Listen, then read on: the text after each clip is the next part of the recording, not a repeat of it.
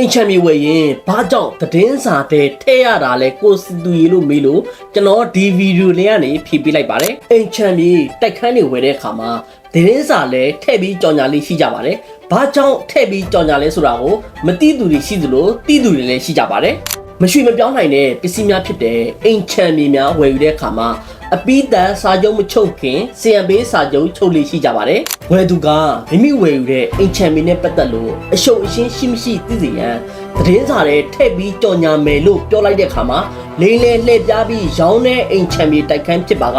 ရောင်းသူဘက်ကအနှဲငယ်တွန့်ဆုတ်သွားတတ်ပါတယ်အမွေဆိုင်အိမ်ဖြစ်နေရင်လည်းတူးတဲ့ပိုင်ဆိုင်ခွင့်မရှိသည့်အတွက်သတင်းစာတွေထည့်ပြီးကြော်ညာမယ်လို့ပြောလိုက်တာနဲ့အယောင်းဝယ်ပြက်ပြက်သွားတတ်ပါတယ်ဒါကြောင့်မဖြစ်မနေစီယံချနေနေရသတင်းစာတွေထည့်ပြီးကြော်ညာမယ်လို့စကားလုံးကိုသုံးသိပါတယ်တချို့တော့ပိုင်ရွှေတွေကလည်းသတင်းစာတွေထည့်ပြီးကြော်ညာမယ်လို့ပြောတာကိုလက်ခံပြင်မယ်တကယ်လဲသတင်းစာတွေထည့်ရောပြဿနာတွေကကန့်ကွက်သူများပေါ်လာတတ်ပါတယ်ဒါကြောင့်သတင်းစာတွေမဖြစ်မနေထည့်ဖို့ကြော်ညာသင့်ပါတယ်ဒီဗီဒီယိုကိုကြည့်နေတဲ့မိတ်ဆွေအနေနဲ့လည်းဘာကြောင့်သတင်းစာထဲမှာထည့်ပြီးကြော်ညာသင့်လဲဆိုတာကိုအထိုက်လျောက်တော့သိနေပါပြီ